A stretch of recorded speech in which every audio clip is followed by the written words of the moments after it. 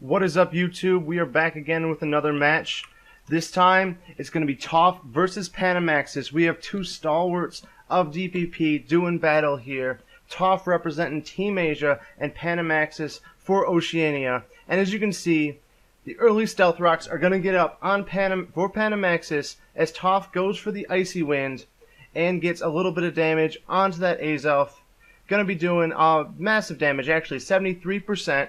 Does take some life orb damage, but with that +1 special attack already from the download, Porygon Z is going to be doing a whole fuck ton of damage to Panamaxis' team, as he has to decide now what he wants to be taken. Just like a super powerful attack from the Porygon Z. Most likely would be another Icy Wind probably, so he'd still have the advantage over whatever he switched it in the speed avenue, and he could fire off just more powerful attacks. But instead, Panamaxis is just going to sacrifice his Azelf.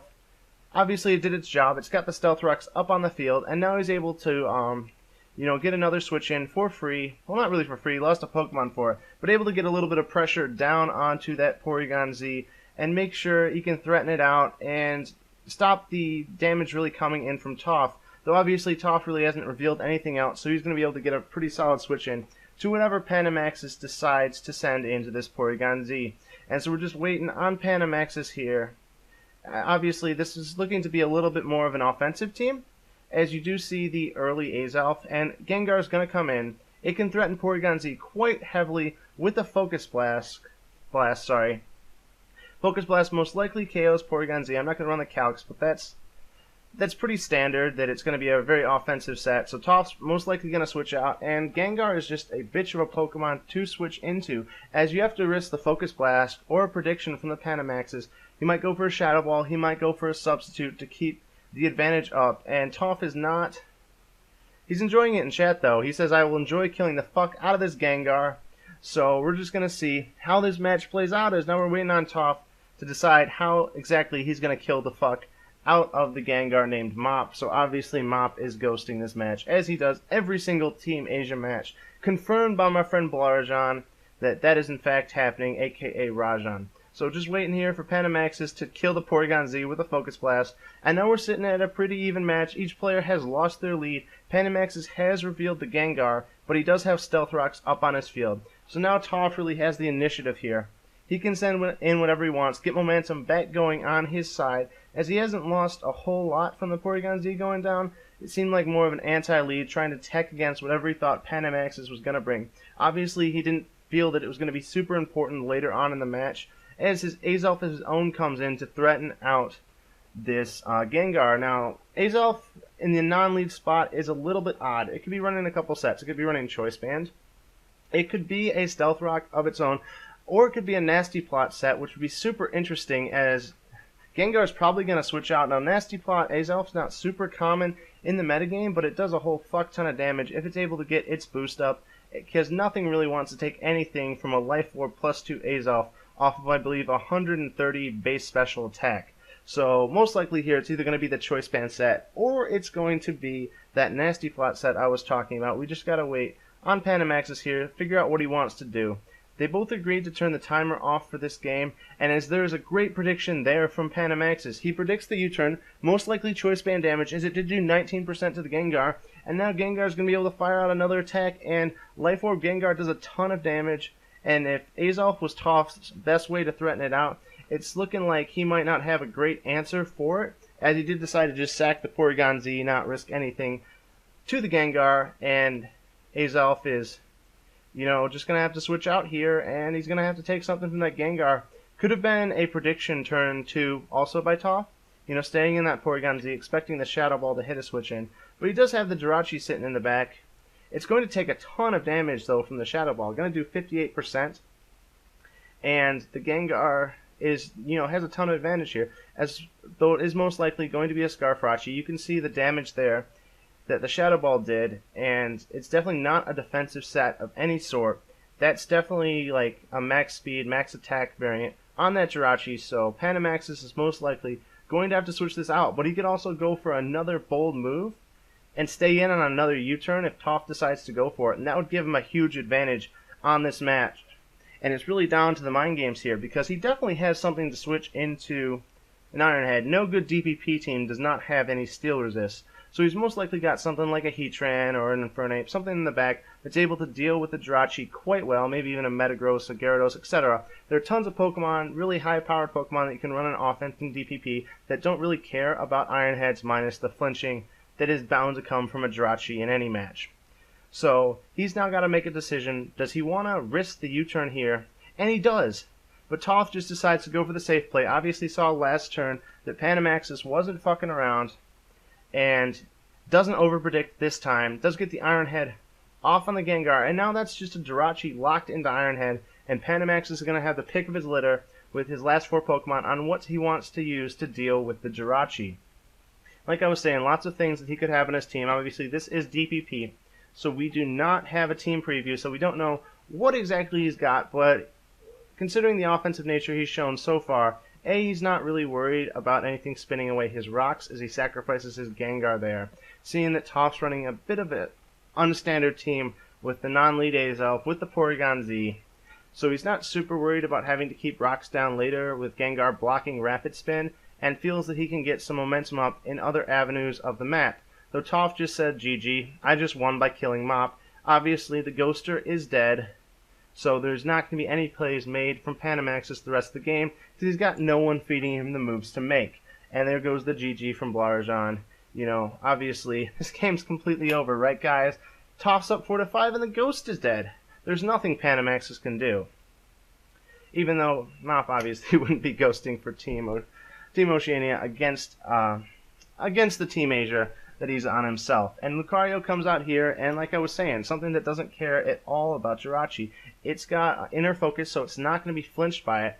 And he's either going to be able to, throw out a powerful Life Orb boosted attack right away, or he's going to be able to Sword Stance up and just threaten the majority of ToF's team, as something like a +2 E-Speed would kill the Azelf with no help, with no chance of revenging with that Choice Band. And either way, at 75% after a second Stealth Rock switch in, a +0 E-Speed might kill as well. I don't know the exact specifics on that calculation, but either way, Panamaxis has a huge momentum advantage right here, as ToF really has to decide what he wants to switch into this Life Orb, most likely close combat. And in that case, like, they're both running pretty much, it looks like, pure offensive teams, as he decides to switch up the pace here and go into the Skarmory. And now we got the +2 attack Lucario, and unless this is a physically defensive Skarmory, it's probably dead here to anything that Panamaxis wants to throw out. So ToF has to hope that he also has a Rotom in the back that's able to, switch in to that Lucario, but at the same time, he's already revealed that he has Scarf on the Jirachi, so that's not going to be doing, like, a Rotom would not be Scarf as well, most likely.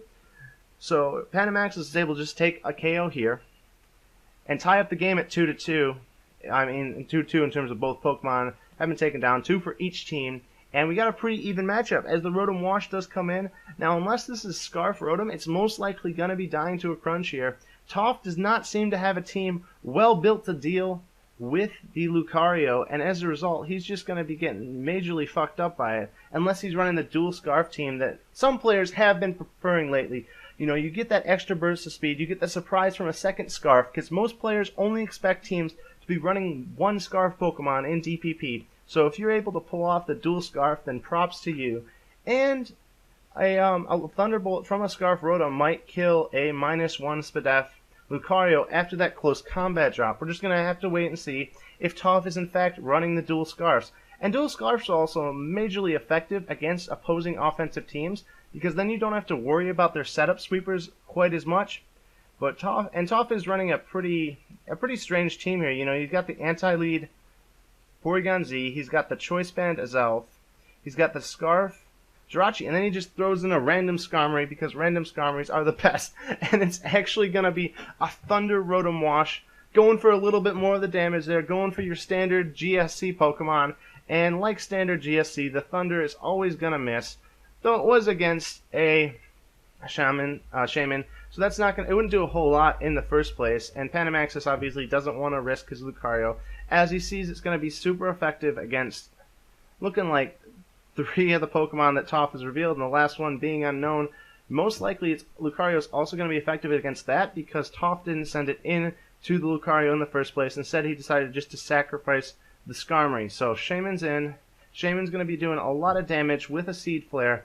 Nothing on ToF's team really wants to take that with the Jirachi already being down from taking that Shadow Ball, taking 58% from that, taking the Stealth Rock damage, and it's going to have to take another Stealth Rock hit if it wants to switch into a Seed Flare.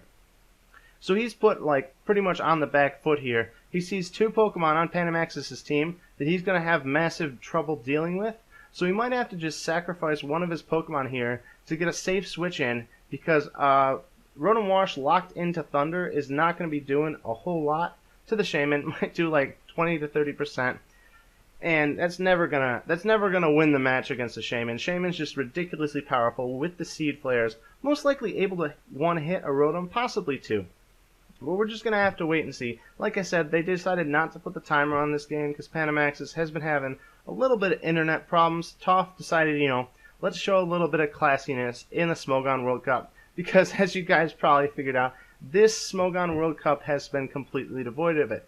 And like I said, Jirachi's going to come in, take massive damage from the Seed Flare, and he's going to get the Spadef drop on it, so it's going to go down to just 3% health.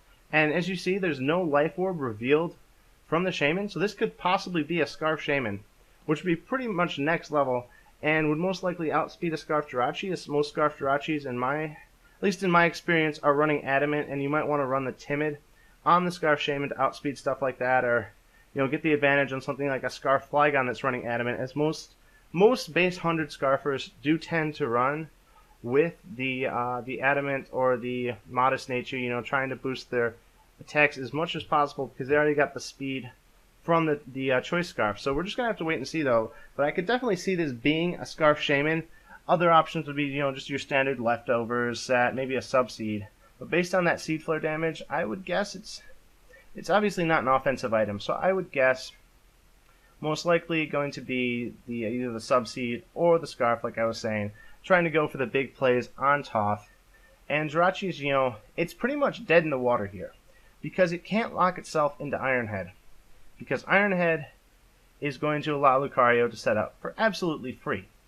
And at the same time, it doesn't really want to lock itself in other moves, but he just decides to go for the Iron Head here. And in my opinion, that's a losing play. I think you have to go for something like a Trick or like a Fire Punch. So the Swords Dance gets up here for Lucario. He is at 33% health though. But 33% health, that's still enough to kill every single Pokemon and die to the last one due to Life Orb. So the first one goes down, Jirachi's taken out, that Extreme Speed does a massive 3% damage on it. And Panamaxis is sitting pretty with this Lucario in against just the Rotom and the Azelf, and obviously ToF did reveal the Thunder on that Rotom, so there's a very high probability this is a Choice Scarf Rotom. But at the same time, seeing Panamaxis' Shaman in the back, I'm not sure he wants to lock himself into the Thunder, so he'd probably just go for the safe Shadow Ball. But that would leave himself open to stuff like a Dragon Dance Tyranitar, etc., that could really, put a damper on his gameplay and make it so, like, honestly, a Dragon Dance Tyranitar here in the back for Panamaxis would really fit his team quite logically and could do a lot of damage to ToF. Would give the sand damage to the Gengar, so it gets down a little lower for its pain splits, etc. And yeah, the Rotom Wash is just going to come in here.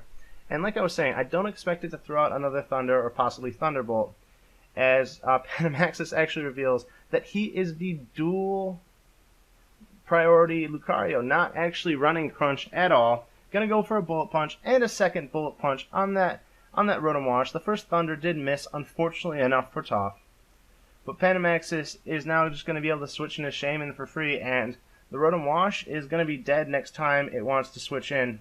So that's going to be very difficult for him to deal with, because like the Shaman, it's not doing a whole lot.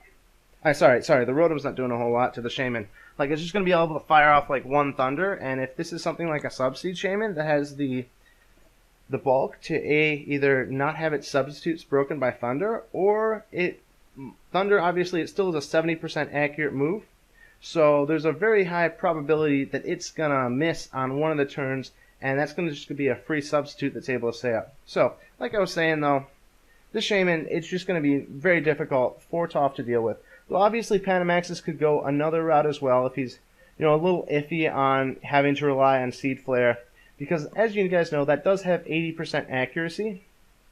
So to stake what could possibly be a 100% one match on an 80% accuracy move, and this is Pokemon, guys. 80% accurate moves, they always tend to miss.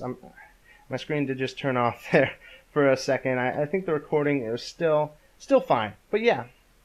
So Panamax is asking in chat now, what's your last? Surely not a Starmie, obviously.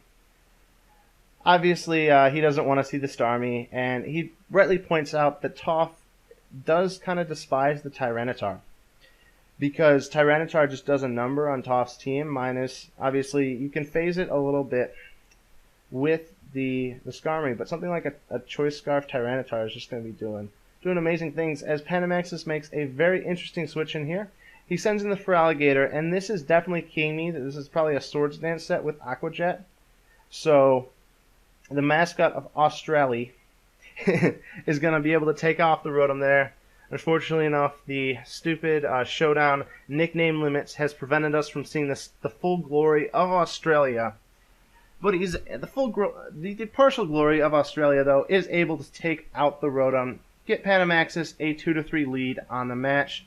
But now, ToF's really just got to rely on his last Pokemon to deal with the Shaman, the Feraligatr, and the Unrevealed Mon for Panamaxis, all at full health and all not having to worry about any sort of hazards. So instead, he just decides to switch into his Azelf. He's got a couple options here. He could either go for the Zen Headbutts, try to get some flinches, but that would most likely die to a combination of a Waterfall and an Aqua Jet. On the other hand, he could just, hit the button that's my favorite button, the fucking Explosion. Just go ham on Panamaxis' team, get a little bit of momentum flying his way, get a safe switch in for his last unrevealed Pokemon. So it's really just going to be up to that to see which way this game is going to go. Does Azelf want to go for the Explosion? Does he want to bring it down to a 2-1 match? Or is he going to, play it sort of safe? Honestly, though, you don't want to leave the Feraligatr and the Shaman alive. And most likely, unless you get a flinch from the Zen Headbutt, your Azelf's going to die without actually fully KOing a Pokemon. So it's going to be a little bit difficult for ToF to try to get the momentum going back in his direction. I think the best move here is probably an Explosion. But as you can see from Panamaxis' team, so far he hasn't really revealed any sturdy switch-ins to Explosion, but instead, ToF just decides to go for the safe play, goes to the Zen Headbutt, and unfortunately enough for him, he does not get the flinch. So, like I was saying, Waterfall plus Aqua Jet, easily able to take out the Feraligatr, and now Tyranitar is going to come in, but it's going to have a difficult time cleaning up Panamaxis' team, as he does reveal the Scarf Tyranitar, the Stone Edge misses. The mascot of Australia is able to take down the Tyranitar, win the game for Oceania, get another win in the win column for them get their World Cup Pokemon going the right way and try to get themselves into the knockout rounds, the quarterfinals, as we're starting to wrap up this group stage. We only got a couple more days of it left. We're going to be bringing you as many matches as possible. Once again, new microphone is going to be coming in tomorrow. So thank you guys so much for tuning into this match between ToF and Panamaxis, two of the best DP players out there, and both really able to show their mettle with some really fun offensive teams. Game going both ways, but Panamaxis able to come out for it. For IFM, and for all these people that decided not to cast this game with me, including Case, who decided to spend time with his father instead. What a fucker. But anyways, I'm out. See you guys later.